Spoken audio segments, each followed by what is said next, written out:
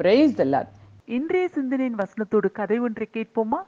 John கடற்கரையில நின்னுட்டு கடலையே உத்து பார்த்துட்டு இருந்தான்.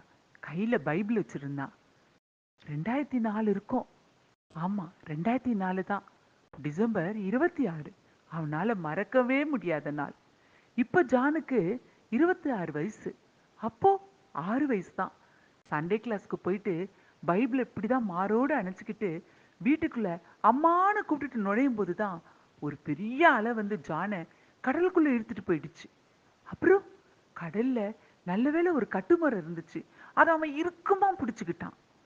அதுக்கப்புறம் கண்ணை திறந்து பார்க்கும்போது யாரோ 2 பேரு அவனை கடற்கரையில இருந்து கூட்டிட்டு போனாங்க.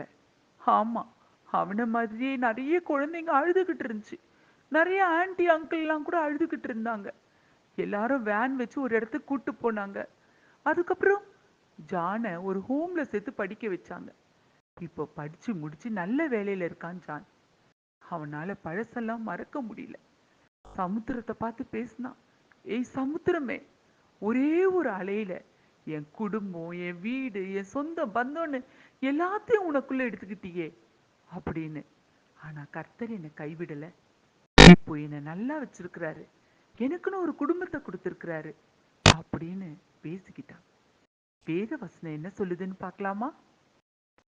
கூப்பிடுகிற எளியவனையும் உதவியற்ற சிறுமியானவனையும் அவர் விடுவிப்பார். சங்கீதம் 72ஆம் அதிகாரம் 12ஆம் வசனம்.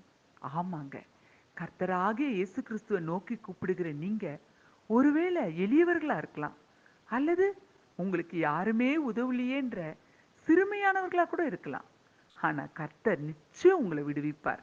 God bless you all.